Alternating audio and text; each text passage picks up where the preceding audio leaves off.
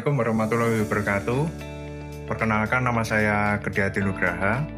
Saya di sini ingin menceritakan sedikit tentang perusahaan usaha keluarga kami, yaitu Arta Nugraha. Arta Nugraha adalah sebuah perusahaan dagang perorangan yang berawal dari bisnis keluarga. Usaha ini sudah berjalan cukup lama, tepatnya 1995 di Boyolali. Walaupun berinduk di Boyolali, namun fokus pasar utama kami berada di luar pulau Sumbawa. Jadi, persediaan barang dikirim dari Boyolali dan dipasarkan langsung ke wilayah Sumbawa. Produk yang kami jual fokus utamanya terbagi menjadi dua, yaitu kebutuhan perabot rumah tangga seperti cobek, terus dandang, terus tas, keranjang, dan lain sebagainya. Dan ada juga beberapa jenis kantong plastik dan benang proyek. Melalui Arta Nugraha, kami berharap usaha keluarga yang berawal dari Boyolali ini bisa terus konsisten dan berjalan memenuhi kebutuhan masyarakat hingga ke Sumbawa. Selamat pagi dan salam sejahtera. Pada kesempatan kali ini, kami akan menyampaikan materi terkait laporan Project Based Learning atau PBL. Tema utama yang kami angkat adalah perancangan strategi optimalisasi manajemen pajak pada UD Arta Nugraha. Laporan strategis ini disusun oleh tim yang terdiri dari saya sendiri, yaitu Erlandi Turomilivandi, dan bersama dua rekan saya. Yang pertama ada Andi Nugroho dan Abdurrahman Yastanto Putro. Oke, lanjut ke slide kedua. Profil UD Arta Nugraha. Untuk memulai, mari kita kenali profil dari UD Arta Nugraha terlebih dahulu. Perusahaan ini memiliki bidang usaha pada sektor perdagangan plastik kemasan yang telah beroperasi sejak tahun 1995 di wilayah Boyolali. Finansial perusahaan mencatat omset kotor berada di angka 2,4 miliar per tahun dengan pencapaian laba bersih berkisar antara 240 juta hingga 360 juta setiap tahunnya. Secara administrasi legal, status wajib pajak yang dimiliki adalah NPWP orang pribadi dan belum terdaftar sebagai pengusaha kena pajak atau PKP. Dengan skema pajak berjalan saat ini, yang masih menggunakan PPh umum tarif progresif pasal 17. Oke, untuk selanjutnya slide ketiga, mengidentifikasi masalah utama. Setelah melakukan analisis, kami merumuskan 3 identifikasi masalah utama pada operasional bisnis ini. Temuan yang pertama adalah inefisiensi skema pajak, di mana usaha ini masih menggunakan PPh umum progresif, padahal omsetnya secara aktual masih di bawah 4,8 miliar, sehingga beban pajak mengembangkak. Temuan kedua berkaitan dengan kebocoran beban PPN.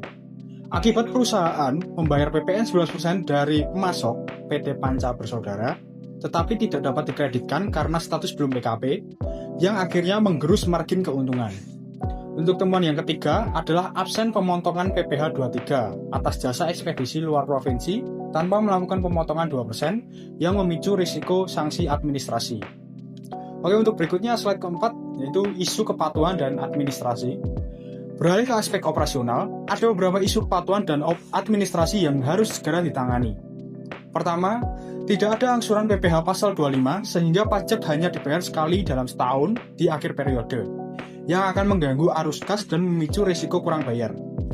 Kedua, pembukuan masih manual dan campur aduk antara kas operasional dan dana pribadi pemilik akibat pencatatan yang sangat minim. Dampaknya, terjadi kehilangan potensi kredit pajak karena tidak memeriksa bukti potong PPh pasal 22 dari transaksi besar. Secara akumulatif, administrasi yang lemah ini memicu risiko pemeriksaan pajak berupa koreksi fiskal apabila dilakukan audit. Berikutnya slide kelima, analisis komparasi PPh. Tabel di slide ini memperlihatkan analisis komparasi PPh antara skema berjalan dan rekomendasi yang kami berikan. PPh umum saat ini didasarkan pada UU nomor 7 tahun 2021 dengan tarif progresif 5% sampai 25% dari laba usaha bersih, menghasilkan estimasi pajak tahunan 30 juta hingga 44 juta. Sementara itu, rekomendasi dari kami, yaitu PPh final 0,5%, memiliki dasar hukum PP nomor 20 tahun 2026 dengan tarif flat 0,5% dari omset pendapatan kotor. yang secara drastis menekan estimasi pajak tahunan menjadi hanya 12 juta. Untuk penjelasan lebih mendalam mengenai grafik proyeksi penghematan dan strategi optimalisasinya, materi akan dilanjutkan oleh rekan saya yaitu Adi Nugroho. Selanjutnya, proyeksi penghemat pajak. Terima kasih, Erlandito. Mari kita perhatikan visualisasi grafik proyeksi penghemat pajak berikut. Jika mempertahankan skema PPh umum pada skenario laba tinggi, beban pajak menembus angka 44 juta.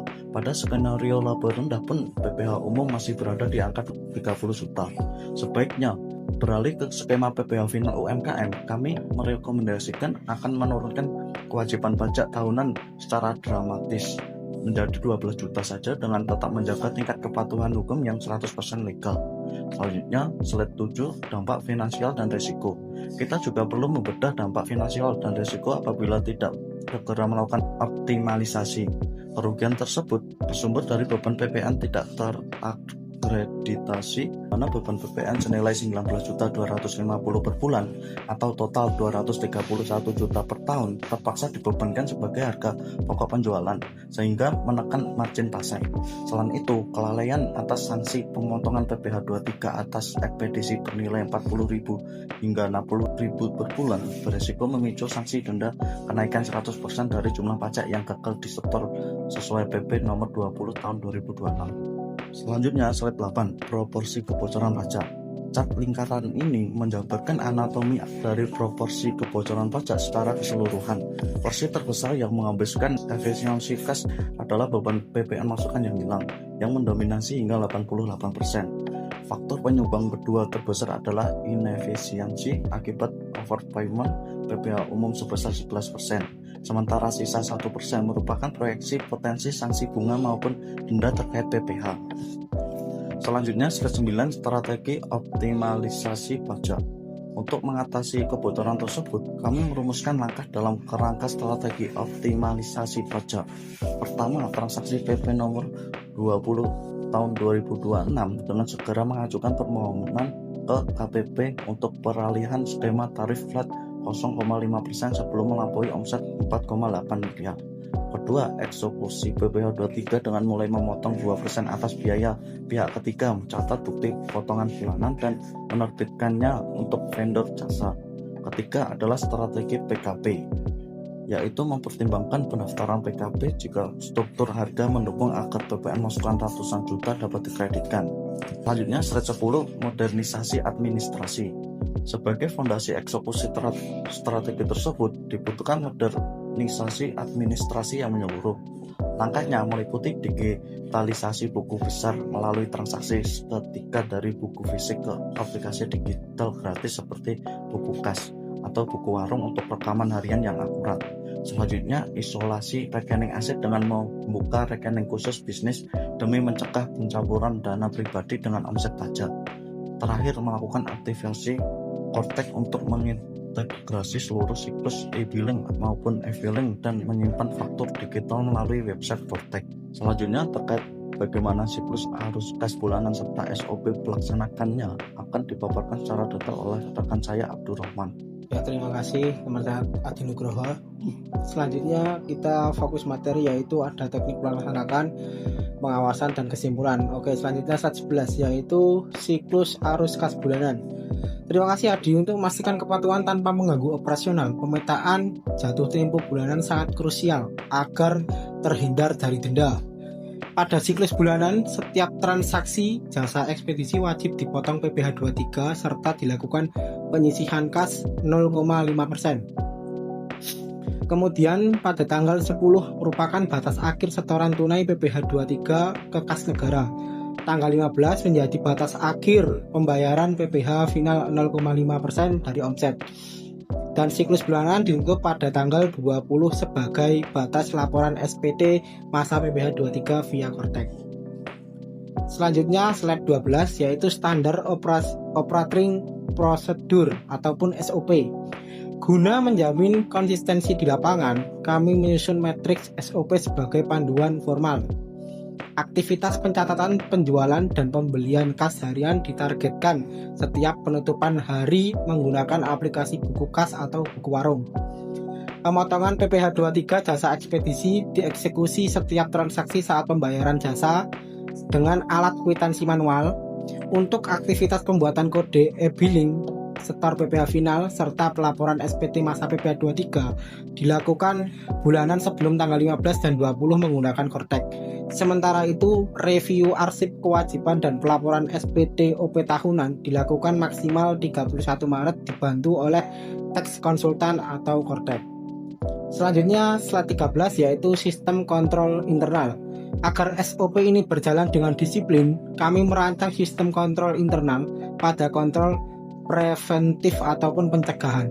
Dilakukan pemasangan kalender pajak terintegrasi dengan pengingat H-7 di ruang administrasi, sistem auto save kas harian khusus 0,5%, serta penerapan checklist wajib potong PPh untuk ekspedisi.